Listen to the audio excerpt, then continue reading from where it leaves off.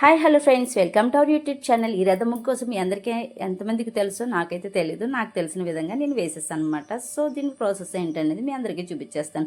3 పండుగలు అయిన తర్వాత ముక్కనుమ రోజు మనం చక్కగా రథాన్ని అయితే పెట్టుకుని మనం ఎలా అయితే అమ్మవారిని స్వాగతించామో సంక్రాంతి అలాగే సాగనమాట. సో ముందుగా నేను ఒక పళ్ళెంలో పసుపు, కుంకుమ, అక్షంతలు, గంధము, పువ్వులు, బెల్లం ముక్క నైవేద్యంగా తీసుకుని బయటకైతే వెళ్తున్నాను.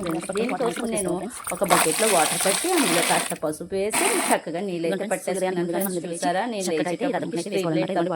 కూడా లేదు.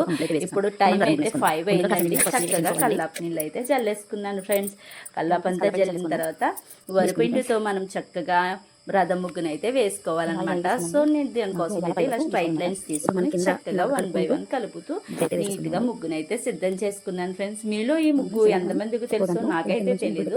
నేను చిన్నప్పటి నుంచి నేర్చుకునేది అయితే ఈ విధంగానే. సో అందుకని ఇలా వేస్తున్నాను. ఈ సంక్రాంతి అంతా మీ అందరికీ బాగా కలిసి రావాలని మనస్ఫూర్తిగా కోరుకుంటూ, అలాగే ఈ సంక్రాంతి రోజు మనం జరుపుకునే ప్రతి మెమరీని మీరు క్యాప్చర్ చేశారనుకుంటున్నా. సో ఈ రథం ముగ్గునైతే ఇలా చేసేసుకుని చక్కగా గీతంతోనే పెట్టుకోవాలండి. సంక్రాంతి అంటేనే చుక్కల ముగ్గులతో పాటు గీతల ముగ్గులు కూడా. సో ఈ తెల్లవారుజామునే అనేది ముగ్గు పెట్టుకుని మనం ఇలా రెడీ చేసుకుని చక్కగా అమ్మనైతే వాళ్ళ ఇంటికి పంపించాలన్నమాట. చక్కగా నేనైతే ఇలా రథం ముగ్గునైతే కంప్లీట్ చేశానండి.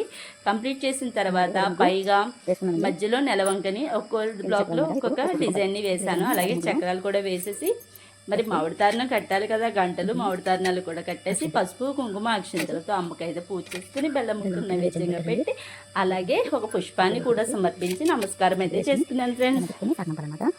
మీరు కూడా ఇలానే చేస్తారా? చూసారు కదా, చక్కగా అయితే ముగ్గు అయితే వేసేసానండి. ముందుగా తూర్పు దిశగా ఒక తాడుతో అయితే రథాన్ని ఈడ్చాలండి. అలాగే ఇంకొకటి మనం భోగి మంట ఏదైతే వేసుకున్నామో అక్కడ నుంచి అలాగే మన మెట్ల మించి, అదే ఇంట్లోంచి కూడా చాలా మంది తీస్తారు. నేనైతే మెట్ల మించి కూడా తీసుకున్నాను. సో చక్కగా అయితే రథాన్ని ఇలా కంప్లీట్ చేసి ఈరోజు వాడిన ముగ్గునంతా కూడా మనం ఒక తాడుగానే వేసేసుకోవాలి. ఇంకా ఏమైనా ఉంటే అది ఇంటికి తెచ్చుకోకూడదంట ఫ్రెండ్స్.